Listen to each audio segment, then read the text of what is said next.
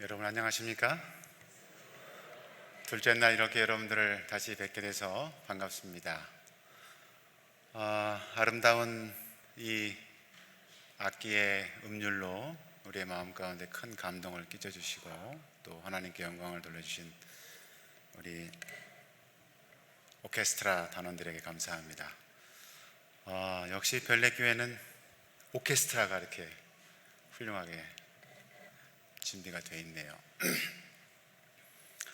어제에 이어서 오늘도 여러분과 함께 너희 생명이 무엇이냐라는 그러한 주제 속에서 말씀을 좀 나누도록 하겠습니다.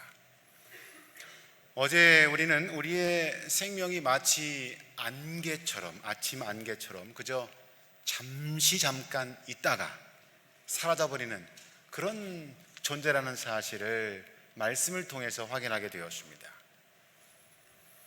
정말 그 하나님께서 주신 영원한 삶, 영생이라는 그 시간 속에 이렇게 현실에서 이 생에서 우리가 사는 그저 80년, 90년, 100년은 정말 한순간 그저 잠깐 있다가 사라지는 그런 짧은 찰나와도 같은 시간이라는 사실을 우리가 알게 되었습니다.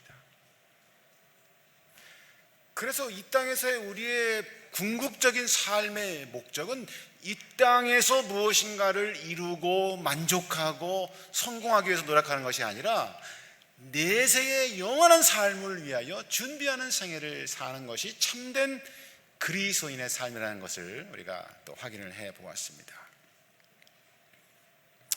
비록 우리가 이 땅에서는 그렇게 아침 안개처럼 그저 잠깐 있다가 사라져 버리는 그런 인생이지만, 그러나 예수님께서는 그런 우리의 인생을 불쌍히 여기시고 생명의 근원 되시는 하나님과 더불어 우리가 연결될 수 있도록 접붙임을 입혀주심으로 말미암아 우리가 영원한 생명을 다시 회복할 수 있다는 것을 또 우리가 어제 함께 확인해 보았습니다.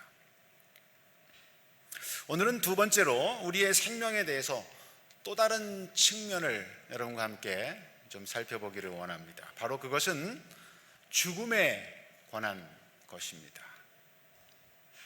어제 우리가 이 나무에서 잘려진 장미꽃의 비유를 통해서 본 것처럼 이 사람도 생명의 근원이신 하나님으로부터 우리가 죄 때문에 분리되었을 때, 끊어졌을 때에 그 이후로 우리는 죽을 수밖에 없는 운명이 된 것을 알았습니다. 그래서 사람은 누구나 반드시 죽는 것입니다. 성경 히브리서 9장 27절에서도 한 번 죽는 것은 사람에게 정하신 것이요 라고 하나님께서 말씀하셨습니다. 그래서 오늘날 모든 사람들은 다 언젠가는 죽는 것입니다. 그러다 보니 사람들이 가장 많이 궁금해하는 분야가 바로 죽은 다음에, 그 다음에는 어떻게 되는 거지? 죽음 이후의 시간에 대해서 사람들이 가장 많이 궁금해하는 것이죠. 사람이 이 세상에서 살다가 그렇게 죽은 이후에는 그 다음 생이 있는가? 죽은 뒤에 사람이 어디로 가는가? 그 다음 세계가 어떻게 이어지는가? 모든 사람들이 궁금해하는 미래의 그런 문제입니다. 여기 이 자리에 계신 대부분은 사실 이미 다 알고 계실 겁니다. 그러나 또 우리 가운데 또 새로 오신 분들도 계실 테고, 이러한 부분에 있어서 아직 궁금증을 갖고 계신 분들이 계시기 때문에 오늘 제가 또 그런 분들을 위해서 성경을 통해서 이 부분을 좀 소상하게 말씀을 올리도록 하겠습니다. 여러분, 이분들이 누군지 아시죠? 첫 번째 분이 누굽니까?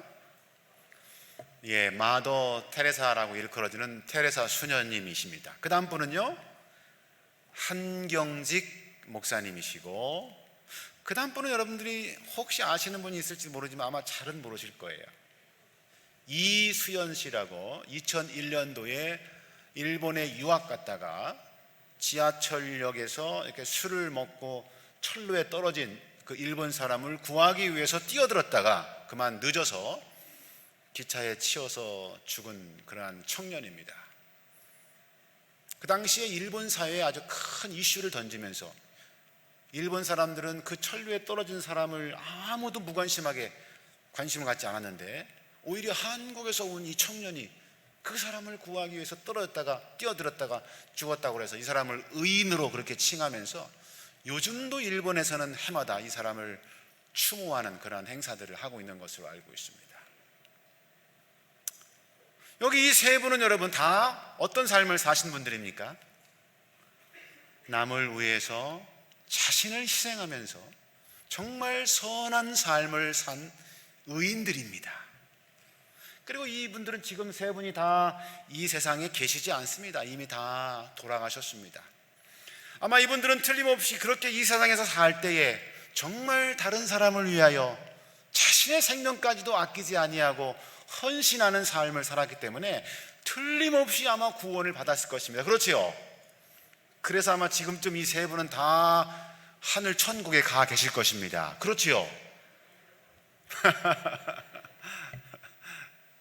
반대로 여기 또 다른 세 분을 한번 보십시오. 첫째 분이 누구일까요? 히틀러입니다. 뭐 제가 설명을 안 드려도 이분이 어떤 분인지 여러분이 잘 아십니다. 그 다음 가운데 분은요, 김일성입니다. 우리 한국 전쟁을 일으켜서 수많은 우리 동포들을 죽게 만든 장본인이죠. 그 다음 세 번째 사람은요, 페드로 로페즈라고 하는 콜롬비아 사람인데 1970년대에 약 한 10년 동안 무려 300명이나 어린 소녀들을 잡아서 죽이거나 강간한 연쇄살인범입니다. 한 개인으로서 연쇄살인범 가운데 가장 많은 사례를 한 사람으로 그렇게 기록된 사람이에요. 얼마나 악랄한 사람입니까? 수천 명의 무고한 사람들을 죽게 만든 사람들입니다. 이 사람들은 틀림없이 하나님의 심판을 받아서, 그렇죠, 지금 어디에 가 있을 것 같아요? 아마 다 저 지옥에 떨어져 가지고 아마 영원히 꺼지지 않는 그 그냥 지옥불에서 그냥 고통을 받고 심판을 받고 있을 것입니다. 그렇죠? 많은 분들이 그런데 그렇게 생각하고 계십니다. 오늘은 그래서 여러분과 함께 이 둘째 날 과연 이 사람들은 지금 어디에 있을까요? 이런 제목으로 우리의 죽음의 문제, 죽음 이후의 문제에 대해서 좀 함께 말씀을 나누기를 원합니다. 사실 죽음 이후에 대하여는 여러 가지 견해들이 있습니다. 여러 종교에서 죽음 이후에 대하여 나름대로 그 종교적인 입장에서 견해를 밝히고 있습니다. 그런데 이런 견해들이 굉장히 다양합니다. 사실 죽음 이후의 세계에 대해서 아주 다양한 견해들이 있다고 하는 것은 오히려 아무도 정확하게 모르고 있다는 반증인 것이죠. 그렇죠? 만약에 분명하고 그 세계가 확실하다면 이렇게 여러 가지 견해가 나올 리가 없죠. 첫 번째, 우리가 잘 아는 것처럼 불교와 힌두교는 죽음에 대해서 윤회설을 주장하고 있습니다. 뭐 여러분이 잘 아십니다. 윤회설은 인간이 그 내세에서의 그 산, 그 업보, 그 행위에 따라서 그 결과로 이제 이 생에 짐승으로 태어나기도 하고 곤충으로 태어나기도 하고 뭐 사람으로 태어나기도 하고, 그래서 이 6가지 육도, 6가지의 이 세상에서 생사를 거듭하는데 그 업에 따라서 이 6가지 세상을 이렇게 돌아가면서 다시 태어나서 산다라고 하는 그러한 개념을 가지고 있습니다. 유교에서는요, 무지론입니다. 여기 공자님의 제자인 계류가 어느 날 물었습니다. 감히 스승님께 죽음에 대해서 묻습니다. 그랬더니 공자가 뭐라고 대답해요? 아직 삶도 모르는데 어찌 죽음을 알겠느냐? 우리는 난 모른다, 죽음에 대해서는. 이런 입장을 밝히고 있습니다. 우리 개신교에서는 영혼 불멸설을 믿고 있죠. 영혼 불멸설은 사람의 육체는 죽은 후에 그 육신은 땅으로 돌아가 썩지만 그러나 뭐는 죽지 않고 살아서 우리 몸속에 영혼이라는 존재가 있어서 그 영혼은 죽지 않고 살아서 하늘에 올라가 구원을 받는다. 혹은 반대로 지옥에 떨어져서 심판을 받는다. 이렇게 이제 믿고 있습니다. 가톨릭에서는 연옥설입니다.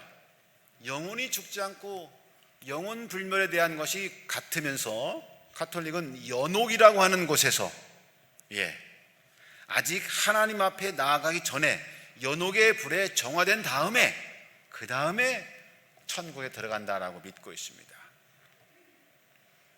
우리 재림교회는 그리고 몇몇 성경의 신실한 믿음을 따르는 그러한 소속 교단들은 조건 불멸설을 성경의 가르침대로 따르고 믿고 있습니다. 그것은 불멸은 원래 우리 인간에게 주어진 특성이 아니라 하나님께만 있는 특성이며, 특별히 죄 지은 이후에 우리 인간은 예수 그리스도를 통하여 하나님을 영접해서 구원을 경험할 때, 구원을 얻게 될 때에 조건적으로 불멸함을 우리는 믿는 것입니다. 그리고 그 불멸이 실제로 현실로 이루어지는 때는 예수 그리스도께서 다시 오시는 그날에 죽음 가운데 땅에 처해 있던 자들은 부활하여 불멸의 몸을 입을 것이고, 아직 살아있던 자들은 불멸의 몸으로 변화하여 그리스도를 공중에서 영접하여 하늘로 올라갈 것이라고 성경은 우리에게 설명하고 있죠. 이 사실을 우리는 성경의 가르침대로 그대로 믿고 있는 것이죠. 그런데 이렇게 여러 종파들이, 여러 사람들이 각기 다른 죽음 이후에 대한 견해를 가지고 있기 때문에 어느 것이 정말 맞는 정답인지, 우리가 그 정답을 찾기 위해서는 하나님의 말씀으로 돌아가야 되겠죠. 성경에서 해답을 찾아야 가장 올바르고 분명한 답을 찾을 수 있게 되는 것입니다. 왜냐하면 그 죽음 이후의 세계는 오직 누구만 정확히 아셔요? 이 세상에서 생명을 창조하신 창조주 하나님, 인간의 생명 화복을 다스리시는 그분만이 인간의 죽음 이후에 어떤 세상, 어떠한 시간들이 펼쳐질 것을 확실히 아시기 때문에 그렇습니다. 그러므로 우리가 그분의 말씀을 통해서 확인하고 배울 때에 가장 정확한 사실들을 배우게 되는 것이죠. 성경에 기록된 죽음에 대한 정의 중에서 가장 대표적인 말씀이 전도서에 나옵니다. 전도서 12장 7절의 말씀, 우리 다 함께 이 말씀 한번 읽어보실까요? 시작. 흙은 여전히 땅으로 돌아가고 영은 그 주신 하나님께 돌아가기 전에 기억하라. 이 말씀이 공동번역 성경에서는 이렇게 번역되어 있습니다. 티끌로 된 몸은 땅에서 왔으니 땅으로 돌아가고, 숨은, 우리의 이 숨이죠, 호흡은 하나님께 받은 것이니 하나님께로 돌아가리라. 얼마나 정확합니까, 여러분?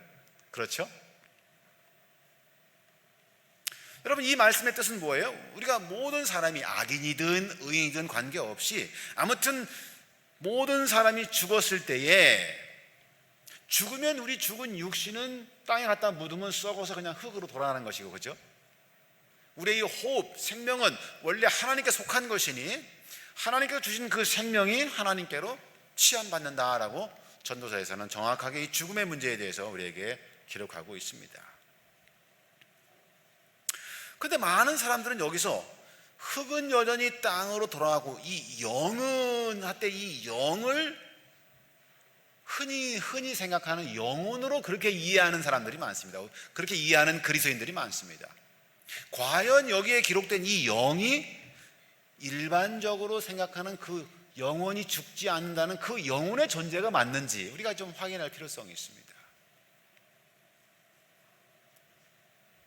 우리가 이런 문제들을 좀 확인하려면 사람이 태초에 어떻게 창조가 되었는가를 살펴보아야 합니다. 왜냐하면 죽음이라고 하는 것은 창조의 역순으로 이루어지는 절차이기 때문에 그렇습니다. 하나님께서 인간을 어떻게 창조하셨는지를 살펴보면 인간이 죽을 때에 어떤 상태로 돌아가는지를 우리가 알 수 있습니다. 창세기 2장 7절입니다. 여호와 하나님이 땅에 흙으로 사람을 지으시고 생기를 그 코에 불어넣으시니 사람이 생명이 되니라. 하나님의 창조 공식입니다. 흙으로 사람의 모양을 빚으신 다음에 생명의 기운이신 하나님께서 그 사람 모양의 흙 조형물에 뭘 주셨다고요? 여기 성경에 보니까 생기를 그 코에 불어넣었더니 생명이 됐다 그랬습니다. 이 생명은 영어로 living soul, 살아있는 인간이라는 뜻이에요. 즉 다시 말하면 지금 현재 우리 살아서 움직이고 말하고 활동하는 인간 그 자체를 의미하는 것이죠. 그리고 여기 하나님께서 불어넣으신 것은 영혼이라는 게 아니라 우리가 호흡하고 살아있는 이 생명 그 자체를 말하는 것이죠. 그래서 이 세번역 성경에서는 창세기 2장 7절을 아예 이렇게 번역을 해놨습니다. 주 하나님이 땅의 흙으로 사람을 지으시고 그 코에 무엇을 불어넣으셨다고요? 생명의 기운을 불어넣으시니 사람이 생명체가 되었다. 너무 분명하게 번역이 됐죠. 네. 즉 흙으로 몸을 만들었어요. 거기까지는 모양은 사람 모양이지만 아직 생명이 아니에요. 그렇죠? 그냥 흙으로 만든 흙덩어리에 불과합니다. 그런데 거기에 창조주께서 생명의 기운을 불어넣으셨을 때에 이제 그 흙덩어리가 살아서 움직이는 살아있는 영혼, 인간, 생명체가 된 것이죠. 죽음은 이 창조의 공식의 과정의 역순입니다. 즉 살아있는 우리의 이 현재의 이 생명체에서 우리의 이 호흡이 멈추면, 그렇죠? 호흡이 멈추면, 호흡을 빠지면 이제 우리의 육신을 갖다 땅에 묻으면 썩어서 다시 흙덩이로 돌아가는 거죠. 마치 단순한 산수처럼 쉽습니다. 인간에서 생기를 빼버리면 다시 죽은 몸이 되는 것이죠. 여러분, 그래서 우리가 어르신들이 이렇게 사망을 하시면 우리가 어떻게 표현하냐면 돌아가셨다, 그렇게 표현합니다. 그렇죠? 여러분, 돌아가셨다고 하는 말이 사람이 죽었다는 말로 우리가 흔히 쓰는 말인데, 원래 돌아갔다라고 하는 말의 의미가 뭐예요? 왔던 곳으로 다시 되돌아갔다는 말이죠. 그 죽은 사람을 보고 돌아가셨다, 그러면 어디로 갔다는 얘기예요?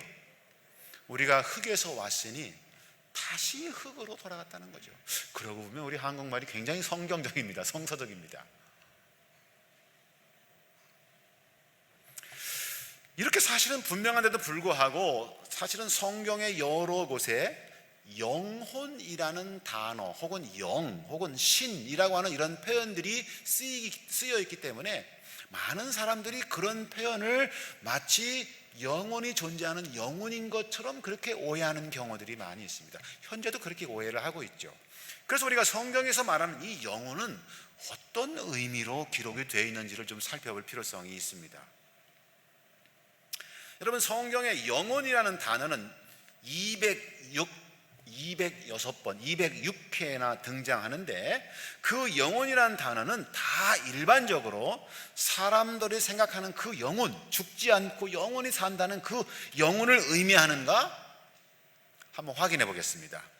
여기 누가복음 1장 46절에 마리아가 가로되 내 영혼이 주를 찬양하며 기록이 되어 있는데, 이 영혼이라고 하는 말은 원래 성경을 처음 기록했던 언어가 뭐예요? 신약 성경은 헬라어라고 하는 언어죠. 이 헬라어는 굉장히 정확한 단어입니다.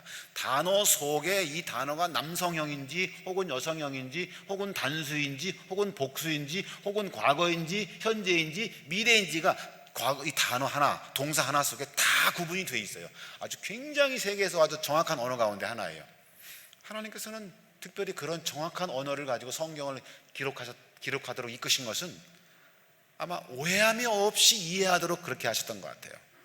그래서 이 헬라어의 원본에 보면 이 영혼이 푸시케라고 하는 단어를 쓰는데 이 말의 의미는 그냥 살아있는 사람, 인격체를 지칭하는 말로 쓰이고 있습니다.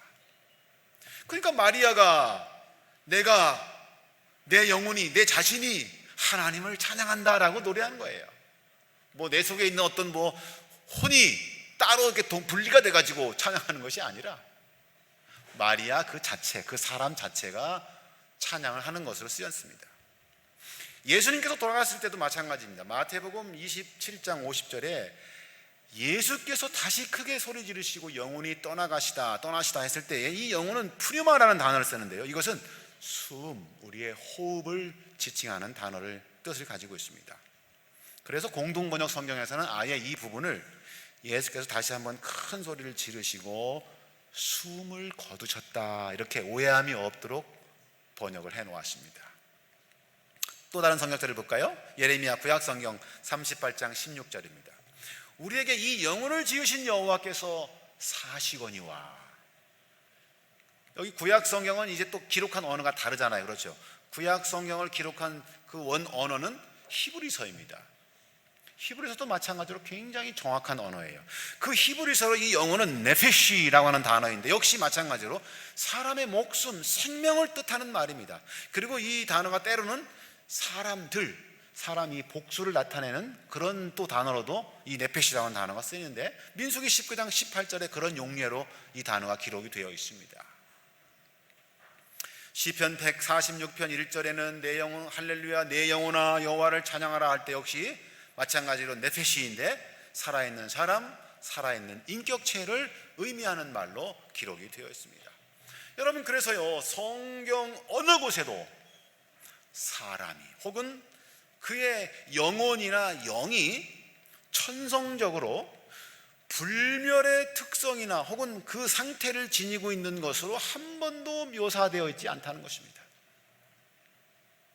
일반적으로 영혼 혹 영이라는 말이 성경에 약 1600번이나 사용되고 있지만 이 말이 불사 혹은 불멸이라는 낱말과는 관련되어 있지 않다라고 우리 재림교회 백과사전에 기록하고 있습니다.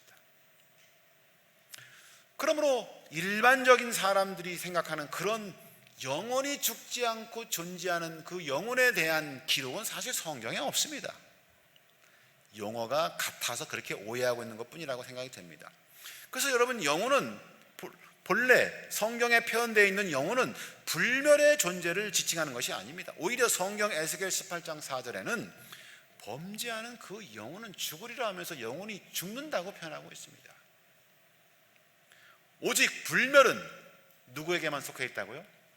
하나님께만 속해 있는 하나님 고유의 특성인 것입니다. 오직 그에게만, 오직 하나님께만 죽지 아니함이 있다라고 디모데전서 6장 16절에 기록하고 있습니다. 그런데 여러분, 어떻게 해서 이렇게 오늘날 우리가 이렇게 보면은 TV나 드라마나 영화나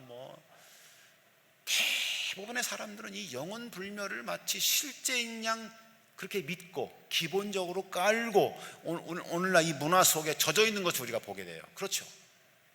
어떻게 해서 이 영혼 불멸 사상이 시작되었고 어떻게 오늘날 이렇게 많은 사람들의 생각 속에 널리 퍼지고 받아들여지게 된 그런 사상이 되었는가? 이것은 결코 성경에서 가르쳐 주지도 않는 그러한 사상이고,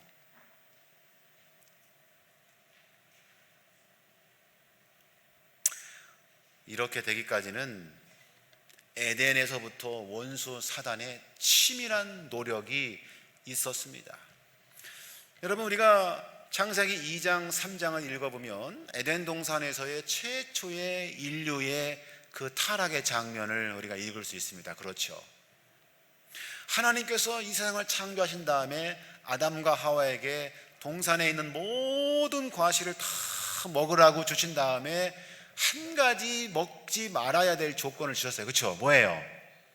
동산 중앙에 있는 선악과는 먹지 말거라. 너희가 그 선악을 알게 하는 나무의 열매를 먹으면 어떡하리라? 반드시 죽으리라. 하나님과 인간 사이의 관계, 언약이 성립된 거죠. 그게 뭐 선악과 속에 무슨 뭐 치명적인 독이 들어있어서 죽는다는 말이 아니고, 그것은 하나님의 창조주의심을 우리가 인간이 인정하고 그분의 권위를 순종하는 뜻의 약속이에요. 먹지 않기로. 그런데 창세기 3장에서 이 뱀으로 이렇게 변장한 사탄이 하와에게 나타나서 뭐라고 얘기해요? 하와야, 이 선악과 먹어봐. 이거 먹어도 뭐해? 안 죽어. 여기 보세요. 창세기 3장 4절에 뱀이 여자에게 이르되 너희가 결코 죽지 아니하리라. 하나님께서는 지금 뭐라고 말씀하셨는데요? 반드시 죽으리라. 사탄은 결코 죽지 아니하리라. 둘 중 누군가는 틀리겠죠. 그렇죠? 사실 이 여기서 누구 말이 옳은지는 바로 창세기 4장만 넘어가도 그 증거가 확실하게 증명되죠. 창세기 4장 8절에 보면 최초의 에덴에서의 살인 사건이 발생합니다. 살인의 장면이 나타나죠. 바로 아담과 하와의 두 아들 가인과 그 아벨이 있는데, 가인이 그 아우를 숲속에서 돌로 쳐 죽이는 사건이 일어납니다. 근데 여러분, 가인이 동생을 시기하고 질투하고 미워해서 그를 죽이기까지 그 마음은 이미 죄를 지어서 선악과를 먹는 순간부터 이미 그렇게 인간의 본심이 변하고 바뀌었기 때문에 생겨나게 된 것입니다.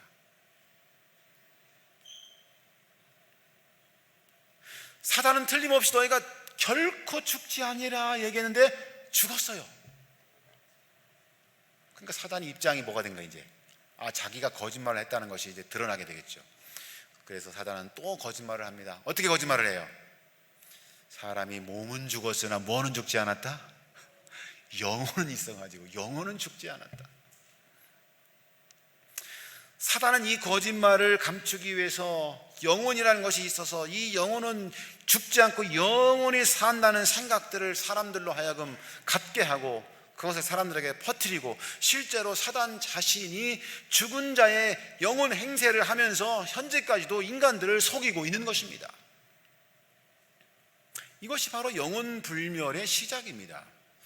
최초의 에덴에서부터 사탄이 우리의 인류의 시조인 아담과 하와를 유혹하기 위하여 거짓말한 그 거짓에서부터 이 영혼 불멸이 시작되는 것입니다.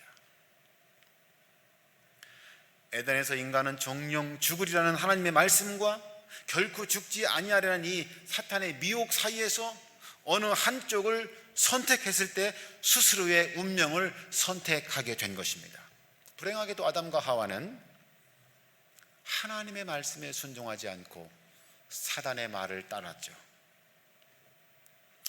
그리고 이 거짓 사상은 그래서 에덴으로부터 시작돼서 이제 고대 근동 지방의 여러 종교들로 흘러들어갔습니다. 고대 이집트의 종교나 고대 페르시아의 종교, 고대 동양의 여러 종교들 속에는 이 영혼의 타고난 불멸이 있다, 이 영혼은 환생한다, 그리고 윤회 세상에 있어서 계속 돌고 돈다라고 하는 생각들이 이미 이 초기 고대 근동 및 동양의 종교 속에서 이러한 사상들이 시작됐습니다.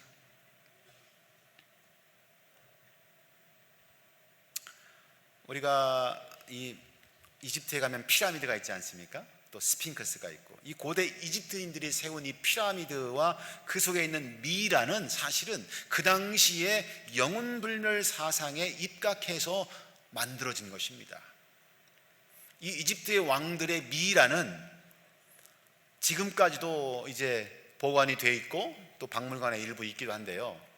왜 그 당시에 이집트인들이 이런 장래 문화를 가지고 있었는가? 그들은 지금 현재와 같이 영혼불멸 사상처럼 사람이 죽으면 몸은 그대로 있지만 이 영혼이 몸에서 빠져나와서, 육체에서 빠져나와서 사후 세계를 여행하다가 어떤 시기가 되면 다시 이 영혼이 다시 육신으로 들어와서 살게 된다고 믿었습니다.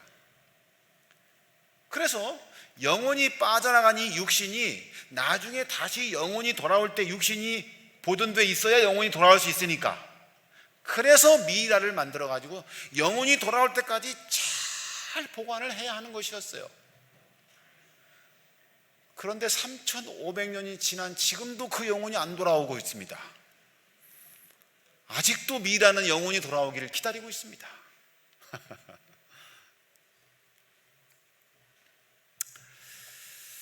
그래서 이 영혼불멸설의 체계적인 교리화가 역사의 아버지 헤로도투스에 의하면 유토페 123장의 기록에 의하면 이집트 사람이야말로 사람의 영혼을 불멸이라고 주장한 첫 번째 사람들인데, 이 견해가 헬라인들 중 여러 다른 시대에 걸쳐 자신들의 사상으로 채택되었다. 그래서 이 이집트의 그 영혼불멸 사상이 그 다음 세대인 헬라 시대의 문화와 종교 속에 그대로 이제 흘러들어가서 또 철학 속에, 그 당시에 피타고라스나 소크라테스나 플라톤 같은 유명한 철학자들은 다 이원론적 사상, 이 몸과 마음이 두 개로 분리가 된다고 하는 이 이원론적인 이 철학 사상에 기초해서 여러 가지 사상들을 만들어내고 또 이 영혼불멸 사상들을 더욱 체계적으로 정리하는 그런 역할들을 하게 된 것을 우리가 보게 됩니다. 예를 들면 피타고라스는 윤회 사상을 체계화시켰고요, 소크라테스는 몸이 죽으면 영혼은 살아서 몸에서 해방되어서 이데아, 어떤 그 천국 이데아로 간다라고 가르쳤습니다. 또 플라톤은 영혼불멸의 교과서라고 할 수 있는 그 파이돈이라는 책을 저술하기도 했습니다. 그래서 이 이집트의 영혼불멸 사상은 헬라로 전수되어 소크라테스와 플라톤에 의해서 이원론, 즉 육체와 영혼의 분리 사상으로 정립되게 된 것이죠. 그리고 이제 로마 시대로 건너가고 중세 종교 개혁 시대를 통해서 역시 마찬가지로 끊임없이 계속해서 이 영혼불멸 사상들은 종교와 철학 속에 젖어들어서 계속해서 정립되고 발전하게 됩니다. 로마 시대의 오리게네스 신학자는 헬라 철학의 영혼불멸 사상을 천주교 안으로 유입한 그러한 사람입니다. 이 터툴리안 신부는 영혼불멸설을 이제는 영원지옥설로까지 발전시킵니다. 그리고 어거스틴은 연옥의 교리를 주장해서 영원지옥, 영혼불멸, 교황무설 등 그 중세 시대의 카톨릭이 가지고 있는 여러 가지 그릇된 성경과는 전혀 거리가 먼 그런 교리들을 만드는 일에 앞장을 서기도 했습니다. 중세시대에는 토마스 아퀴나스나 단테의 신곡, 교황 레오 10세 이런 사람들에 대해서 연옥교리가 확립이 되고 또 영혼불멸 반대자들을 이단으로 정죄하는 이런 일들이 있었습니다. 이런 부분들은 제가 자세하게 설명하지 않고 시간을 좀 줄이기 위해서 좀 간략하게만 설명하고 지나가겠습니다. 종교개혁 시대의 존 칼빈도 영혼불멸 이론을 반대하는 사람들을 정죄하는 혼수론을 저술해서 영혼불멸이 맞다라고 하는 사실을 주장하기도 했습니다. 그래서 유대 백과사전에 보면 육신이 해체된 뒤에도 영혼이 계속 존재한다는 믿음은 성경 어디에도 가르친 데가 없는 것으로서 철학적, 신학적 뭐에 관한 것이었다? 추측에 관한 것이었다 그렇습니다. 이 초기 그리스도교 집단이 히랍, 헬라 문화와 접촉하게 되면서부터 이 영혼불사의 사상이 그리스도교 신앙의 영역에까지 침투해 왔다. 그것은 그리스도교의 영생의 소망을 히랍적인 범주로 표현해 보려는 특수한 시도였으며, 이 불사의 사상은 그것과 반대되는 부활을 강조하는 정통적인 히브리 사상과는 대조적이었다라고 기독교 신학사전에 기록하고 있습니다. 이런 역사적인 배경 속에서 결국은 이 기독교 신앙 안으로도 원래 성경에서 언급되지도 않는, 원래 성경에서 가르치지도 않는 영혼불멸 사상이 들어와서 마치 기독교의 진리인 양, 마치 성경에서 지지를 받고 있는 확고한 진리인 것처럼 그렇게 자리를 잡게 되고 말았습니다. 그래서 오늘날 이 영혼불멸 사상은 대부분의 개신교회, 로마의 천주교회, 또 몰몬교, 히랍 정교, 통일교, 크리스천 사이언스, 각종 심령과학이나 자연신교, 무속신앙, 대부분의 이방 종교들은 다 이 영혼불멸을 받아들이고 있는 것이죠.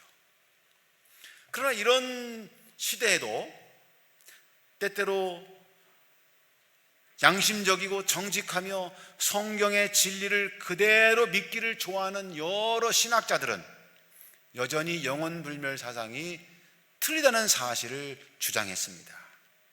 영국의 신학자인 그리고 종교개혁자인 윌리엄 틴데일은 이렇게 얘기했습니다. 죽은 자들의 영혼을 천국이나 지옥 또는 연옥으로 보낸다는 이야기는 그리스도와 바울이 증명하였던 부활의 논증을 파괴하는 것입니다. 그러나 참된 믿음은 부활에 두고 있으니 이교 철학자들은 이를 부인하고 영혼이 산다고 합니다. 만약 영혼이 죽은 즉시 하늘에 간다면 내게 말해 주시오. 도대체 부활이 있을 까닭이 어디에 있는가를, 부활과 영혼 불멸을 동시에 믿을 수 없습니다. 여러분 맞지요? 그렇죠? 성경에는 부활에 대한 직접적인 표현과 권면이 얼마나 많이 있는지 몰라요. 그렇죠? 근데 만약 영혼 불멸이 있다면, 그래서 사람이 죽는 즉시로 지옥을 가든지 천국을 간다면 우리가 부활할 이유가 뭐 있습니까? 이미 천국 가서 예수님 만나고 하나님 만나서 잘 살고 있는데 뭐하러 다시 부활을 합니까? 그렇지 않습니까? 그래서 이 영혼불멸 사상과 성경이 너무도 분명하게 제시하는 이 부활 사상과는 같이 공존할 수가 없는 사상입니다. 근데 참 희한하게도 이 둘을 같이 믿는 사람들이 많습니다. 오늘 18세기에 금세기 최대의 신학자라고, 장로교 신학자라고 일컬어지는 오스카 쿨만은 그의 그 논문에서 이렇게 밝히고 있습니다. 영혼불멸은 히랍의 사상으로 부활을 믿는 그리스도 신앙과는 공존할 수가 없는 가르침이다. 그의 이 논문은 그 당시의 신학계에 그리고 기독교계에 큰 파장을 일으켰습니다. 그리고 많은 사람들이 성경의 진리로 돌아오는 데 일조하고 동시에 또 많은 사람들의 핍박을 받기도 했습니다. 자, 이 성경은 그래서 또한 이 죽음을 또 다른 측면에서 그래서 잠으로 묘사가 많이 되어 있습니다. 왜 성경은 마치 죽음을 잠자는 것처럼 묘사하고 있을까요? 그것은 죽음의 상태가 잠자는 것과 유사하기 때문에 그렇습니다. 자, 여기 보면은 성경이 죽음을 잠자는 것으로 이렇게 묘사한 부분들이 많이 있습니다. 욥기 14장 12절에 사람이 누우면 다시 일어나지 못하고 하늘이 없어지기까지 눈을 뜨지 못하며 잠을 깨지 못하느니라. 여기서 잠은 죽음입니다. 시편 13편 3절에 우리 다 같이 읽어볼까요? 시작. 여호와 내 하나님이여 나를 생각하사 응답하시고 나의 눈을 밝히소서. 두렵건대 내가 사망의 잠을 잘까 하오며. 여기는 아예 그냥 직접적으로 사망의 잠으로 그렇게 비유를 해놨습니다. 마태복음 27장 52절에 무덤들이 열리며 자던 성도의 몸이 많이 일어나되. 이게 지금 무슨 장면이에요? 부활하는 장면이죠. 그런데 죽어 땅속에 묻혔던 사람들이 부활하는 것을 잠자던 성도가 나온다라고 표현하는, 죽음을 잠자는 것으로 성경에 이렇게 묘사하고 있습니다. 형제들아, 자는 자들에 관하여는 데살로니가전서 14장 13절이고요. 또 고린도전서 15장 6절에도 태반이나 살아있고 어떤 이는 잠들었으며 하면서 500명 형제 가운데 많은 사람이 죽었는데 그 죽은 사람들이 잠들었다라고 성경은 표현합니다. 예수님께서도 나사로가 죽었을 때에 나의 친구, 우리의 친구 나사로가 잠들었도다라고 그의 죽음을 잠든 것처럼 그렇게 표현했습니다. 사도행전에 보면은 스데반 집사님이 순교를 당할 때에도 성경은 잔다 그렇게 표현했습니다. 그럼 왜 성경은 이렇게 죽음을 잠으로 그렇게 묘사를 했을까요? 그 이유는 첫째로 죽은 자는 아무것도 모르기 때문에 그렇습니다. 전도서 9장 5절 6절에 무릇 산 자는 죽을 줄을 알되 죽은 자는 아무것도 모른다 그랬어요. 여러분, 우리가 잠을 자면 자는 동안에는 아무것도 모르잖아요. 그렇죠? 깊은 잠에 빠지면 뭐 세상이 어떻게 되는지 아무것도 모르고 잡니다. 그것처럼 죽음도 역시 죽으면 아무것도 모르는 것입니다. 또 여기 죽은 자는 찬양하지도 못한다 그랬습니다.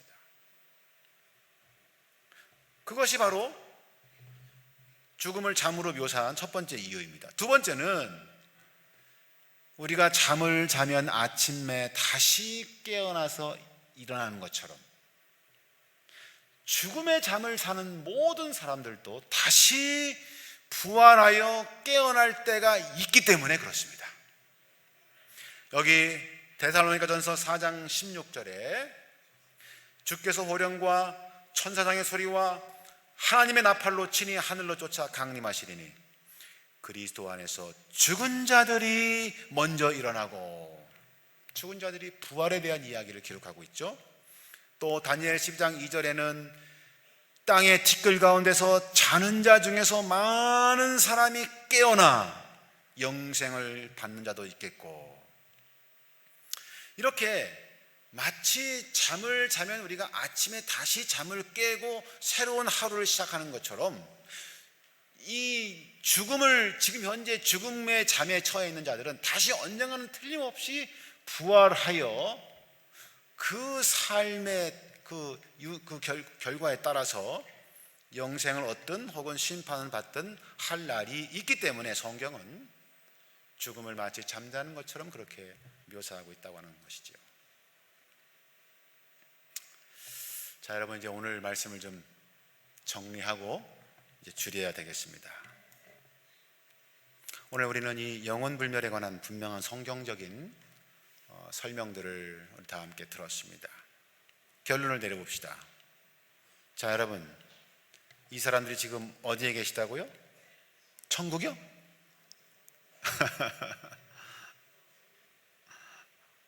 땅 속에 계시죠? 예. 그럼 이 사람들은요? 지옥이요? 땅 속에 있습니다. 의인이든 악인이든, 그렇죠? 구분 없이 다 사망의 잠을 자고 있는 것이죠.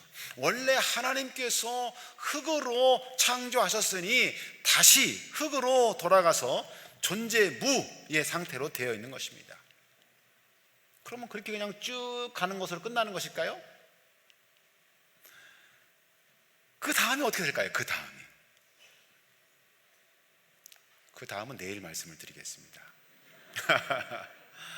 제가 마지막으로 좀 여러분들 앞에 호소하면서 한 이야기를 좀 들려드리고 마치겠습니다. 아까 우리 이흥기 우리 윤아 아빠 왔었는데 혹시 지금도 있어요? 아, 예, 저기 있네요. 아이고, 우리 저 윤아 아빠가 25년 전에 제가 내곡교회 있을 때 만났던 그런 친구인데, 오늘 윤아 아빠를 봐서 내가 아버님 생각이 나서 잠깐 이 이야기를 드리는데 혹시 폐가 될지 모르겠는데 이해하시기를 바라요. 우리 저 형제의 아버님을 제가 목회할 때 만났어요. 아버님은 사실은 아주 젊었을 때에 우리 교회 장로님 네 분의 바로 옆집에 살면서 그 장로님의 가마로 우리 재림교회를 잠깐 출석을 했었습니다. 그래서 그때 참 신앙을 재미있게 잘 하시다가 다른 곳으로 이제 좀 꽤 멀리 이사를 가시게 되었어요. 생업관계로. 그 이사를 가시면서 이제 그 장로님으로부터 멀어지다 보니까 어떻게 또 살기 위해서 또 여러 가지 생업의 일들을 종사하시다 보니까 다시 교회를 이렇게 좀 멀어지게 되신 거예요.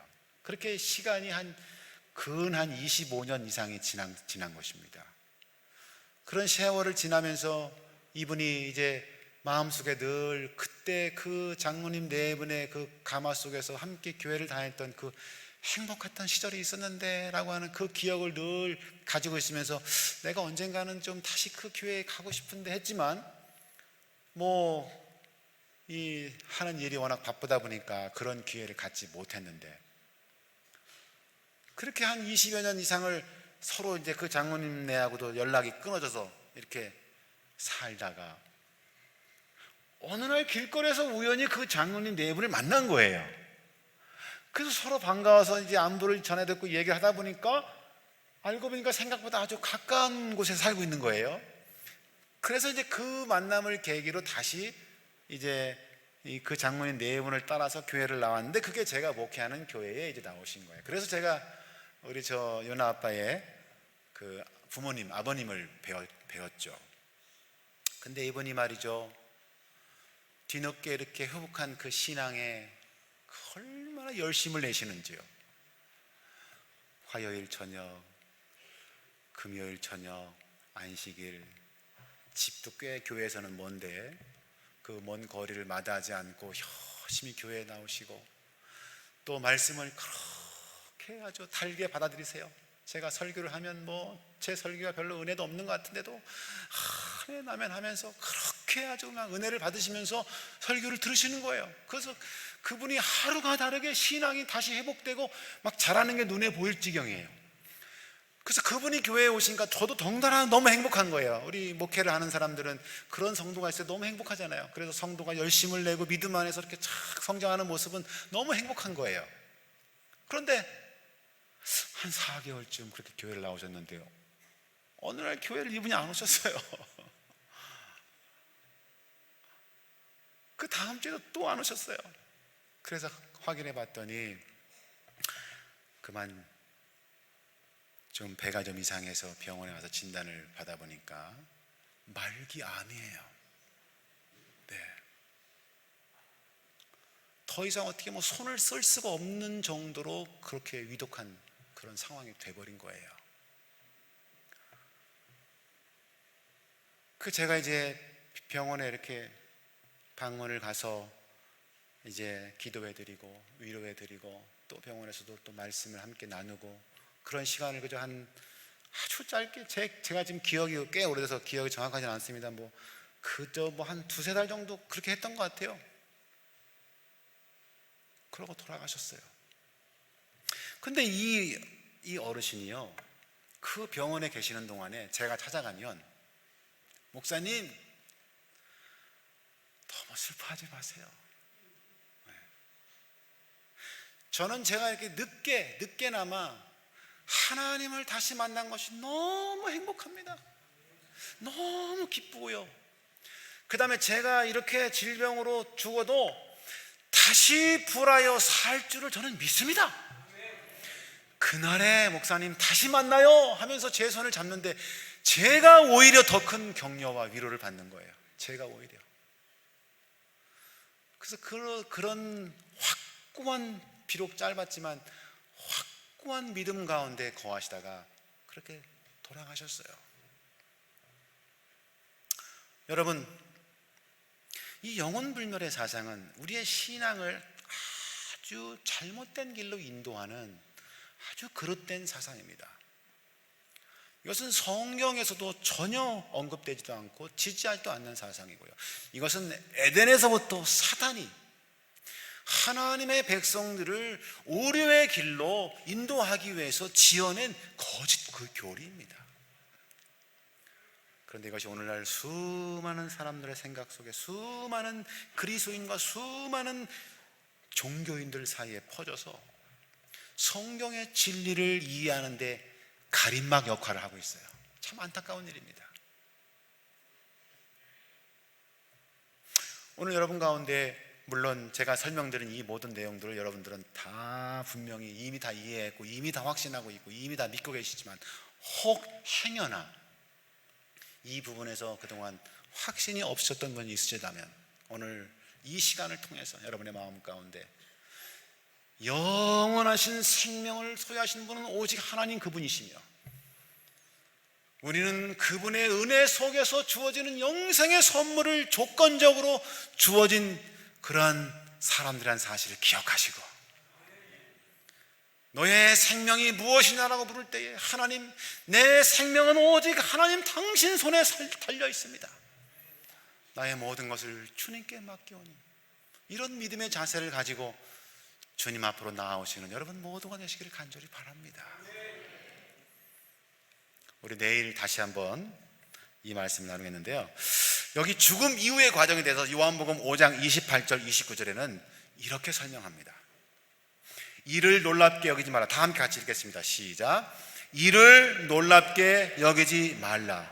무덤 속에 있는 자가 다 그의 음성을 들을 때가 오나니, 선한 일을 행한 자는 생명의 부활로, 악한 일을 행한 자는 심판의 부활로 나오리라. 여러분, 여기 무덤 속에 있는 자가 일부분만 그의 음성을 들을 때가 오나니 이렇게 기록되어 있지 않나요? 뭐라고 기록됐어요? 다라는 말은 뭐예요?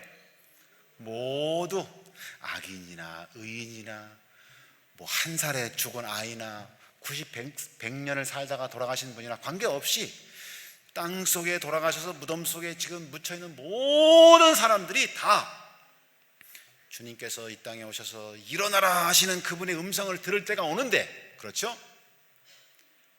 그 부활하는 종류가 두 종류가 있단 말이에요. 그렇죠? 하나는 뭐예요? 생명의 부활로 나올 것이냐, 또 하나는 심판의 부활로 나올 것이냐. 이 부활의 종류에 따라서 운명이 영원히 완전히 갈리는 것입니다. 우리가 이 부분에 대해서 좀 내일 좀 더 살펴보면서 우리 은혜의 말씀들을 마음에 새기는 시간